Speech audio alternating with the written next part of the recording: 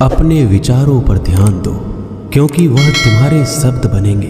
अपने शब्दों पर ध्यान दो, क्योंकि वह तुम्हारे कर्म बनेंगे।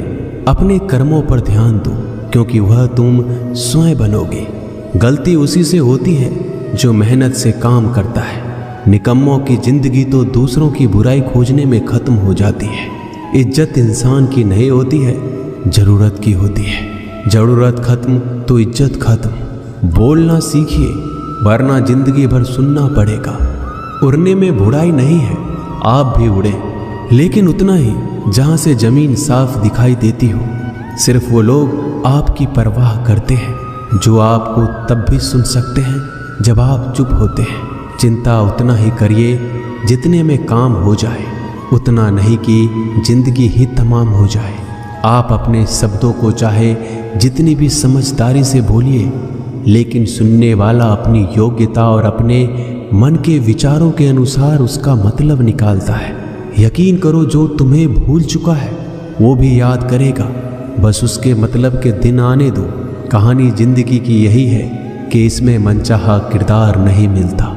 जिंदगी तो अपने दम पर ही जी जाती है। दूसरों के कंधों पे तो सिर्फ जनाजे उठाए जाते हैं। आपकी मुस्कान आपके चेहरे पे भगवान के हस्ताक्षर है। उसे अपने आंसुओं से धुल लें या क्रोध से मिटने ना दें। कोई भी व्यक्ति हमारा मित्र या शत्रु बनकर संसार में नहीं आता। हमारा व्यवहार और शब्द ही लोगों को मित्र और शत्रु बनाता है। जो व्यक्ति हर वक्त दुख का रोना रोता है, उसके द्वार पर खड़ा सुख बाहर से ही लौट जाता है। जिसके पास उम्मीद और आस है, वो जिंदगी के हर इम्तिहान में पास है। हर कोई अपना नहीं होता, और यही सच है। कितने अजीब है ये जमाने के लोग। खिलौना छोड़कर जज्बातों से खेलते हैं। महान दिमाग विचारों की चर्चा करता है, औसत दिमाग घटनाओं की चर्चा करता है, और छोटा दिमाग लोगों की चर्चा करता है। अहंकार ना पालिए जनाब, वक्त के समंदर में कई सिकंदर डूब गए। इन 5 जगहों पर हमेशा चुप रहना सीखिए। पहला, जहां आपके शब्दों की कोई कीमत नहीं। दूसरा, जहां बोलने के बाद आपको पश्चाताप ना करना पड़े। तीसरा, अगर आपके बोलने से किसी का दिल दुखता हो। चौथा, अगर आप गुस्से में हो, क्योंकि इंसान गुस्से में बिना कुछ सोचे समझे कुछ भी बोल देता है। और पांचवा, जहां आपको समझदारी से कोई सुनने वाला ना हो। किसी का कष्ट देखकर अगर तुम्हें भी कष्ट होता है तो समझ लेना तुम्हारी आत्मा में परमात्मा विराजमान है। सिर्फ सुकून ढूंढिए, जरूरतें कभी भी पूरी नहीं होती। जिंदगी में सारा झगड़ा ख्वाहिशों का है। ना तो किसी को गम चाहिए, ना किसी को कम चाहिए। जिसके इरादे हमेशा साफ होते हैं, कई बार लोग उसी के खिलाफ होते हैं। जो तुमसे तंग आ जाए उसे छोड़ दो, क्योंकि बोझ बन जाने से याद बनना बेहतर है। झूठ की खरीदारी ज़्यादा दिन तक नहीं टिकती। सच एक ही सही अंत तक साथ देता है। किसी इंसान के आज को देखकर उसके भविष्य का मजाक मत उड़ाओ, क्योंकि इस समय में इतनी शक्ति है कि वो कोयले को भी धीरे धीरे हीरे में बदल देता है। समय जब फैसला करता है तो गवाहों की जरूरत नहीं पड़ती। इंसान का काम तमाम करने वाला शब्द है। कल करूँगा, ना तो अधिक बोलना अच्छा है, ना ही ज़रूरत से ज़्यादा चुप रहना। जैसे बहुत अधिक वर्षा होना भी अच्छी बात नहीं है, और बहुत अधिक धूप भी अच्छी नहीं होती। विचार कीजिए, हमारा जन्म हमारी मर्जी से नहीं होता, ना हमारा मरण हमारी मर्जी से होता है। इस जन्म मरण के बीच में होने वाली सारी व्यवस्था हमारी मर्जी से कैसे हो सकती है। जिंदगी में हर मौके का फ़ायदा उठाओ, पर किसी के मजबूरी का नहीं। अगर जिंदगी मौका देती है तो धोखा भी देती है। जिंदगी की सबसे अच्छी दवा है जिम्मेदारी। एक बार पी लीजिए साहब, जिंदगी भर थकने नहीं देगी। जीवन में प्रयास सदैव कीजिए। लक्ष्य मिले या अनुभव, दोनों ही अमूल्य है। जिंदगी में तकलीफें तो हवा के झोंकों सी होती है, जो आती है और चली जाती है, पर ये जब जब आती है तो सभी के नकाब उतार कर जाती है। जो आपने सोचा है जरूरी नहीं कि वो मिल जाए, मगर जो भगवान ने सोचा है वो आपको जरूर मिलेगा। इंसान कर्म करने में अपनी मनमानी कर सकता है, मगर फल भोगने में अपना वो होता है जिसके साथ बातें खुलकर की जा सके, ना कि संभल कर। मनुष्य अहंकार और गलतफहमी के कारण महत्वपूर्ण चीज़ों से दूर रहता है। गलतफहमियां सच नहीं बताती और अहंकार सत्य को देखने नहीं देता। अगर आपके साथ जिंदगी खेल रही है तो आप निश्चित ही एक बेहतरीन खिलाड़ी होंगे। जिंदगी का काम है ठोकर मारना। बिखरना है या निखरना है ये तो आप पर निर्भर करता है। आज तुम्हारे जीवन में कितनी मुसीबतें हैं इससे कोई फर्क नहीं पड़ता।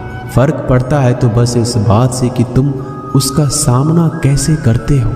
मनुष्य को इस संसार में जो भी मिला है उसमें उसको खुश रहना चाहिए। जो नहीं मिला है उसके लिए दुख नहीं मनाना चाहिए। इंसान ने जितना उसके लिए सोचा है भगवान ने उसके लिए उससे ज़्यादा सोच कर रखा है। इसलिए कभी भी किसी चीज़ के बारे में चिंता मत करो। प्रभु श्री राम ने घर में विरोध सहा है, कान्हा ने भी समाज में बहुत सहा है और यह आपके साथ भी होगा। पर अगर इससे आप ऊपर उठोगे तो ही कुछ नाम बनेगा। दूसरों पर निर्भर रहने वाले लोग कभी खुश नहीं रह पाते।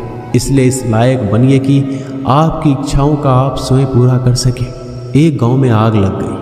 आग बढ़ती जा रही थी। गांव वाले अपनी जान बचाने हेतु इधर उधर भाग रहे थे। एक चिड़िया ने इस दृश्य को देखा और अपनी चोंच में पानी भरकर आग बुझाने का प्रयास करने लगा। वो बार बार अपनी चोंच में पानी लाती और आग पर डालती। जब गांव वाले ने चिड़िया को आग पर पानी डालते देखा तो उनमें भी जोश आ गया और बोला, अगर ये चिड़िया प्रयास कर रही है तो हम क्यों नहीं कर सकते। सबने प्रयास किया और आग बुझ गई। ये सब एक कौवा देख रहा था। उसने चिड़िया से कहा कि तेरे पानी डालने से कुछ होना तो था नहीं, फिर ये क्यों कर रही थी। चिड़िया ने कहा, मेरे पानी डालने से कुछ हुआ या नहीं हुआ, लेकिन मुझे गर्व है कि जब इस आग की बात होगी तो मेरी गिनती आग बुझाने वालों में होगी, तेरी तरह तमाशा देखने वालों में नहीं। एक बार एक किसान अपने खेत में काम कर रहा था। खेत में काम करते करते किसान की घड़ी खो गई। कुछ साल पहले ये घड़ी किसान को उसके पिताजी ने दी थी, इसलिए वो घड़ी उस किसान के लिए बहुत कीमती थी। अब किसान सब काम छोड़कर घड़ी ढूंढने लगा, लेकिन बहुत देर होने के बाद भी वो घड़ी नहीं मिली। तभी किसान ने पास में खेल रहे बच्चों को बुलाया और उनसे कहा, बच्चों, इस खेत में मेरी घड़ी गुम गई है। मैं बहुत देर से घड़ी ढूंढ रहा हूँ। तुम में से जो मेरी घड़ी ढूंढने में मदद करेगा मैं उसे एक इनाम दूंगा। इनाम के उत्साह में सब बच्चे उस घड़ी को ढूंढने में लग गए, लेकिन इतने बड़े खेत में छोटी सी घड़ी ढूंढना बहुत ही मुश्किल काम था। कुछ घंटों बाद सब बच्चे जाने लगे। किसान ने भी अपनी उम्मीद छोड़ दी। वो भी घर जाने की तैयारी कर रहा था। आखिर में एक बच्चा किसान के पास आया और बड़े शान से कहा कि सब बच्चे चले गए, बस मुझे थोड़ी देर और घड़ी ढूंढने दीजिए। किसान ने कहा, ठीक है, मैं कुछ देर बाद आता हूँ, तुम देखो जब तक घड़ी मिलती है या नहीं। किसान जब 20 मिनट बाद आया तब बच्चे के हाथ में घड़ी थी। किसान आश्चर्यचकित हो गया और बच्चे से पूछा कि इतना जल्दी तुमको घड़ी कैसे मिल गई। बच्चे ने कहा, सब जा चुके थे। अब इतनी शांति थी कि मैं धीरे धीरे पूरे खेत में घूमकर आवाज़ सुनने लगा।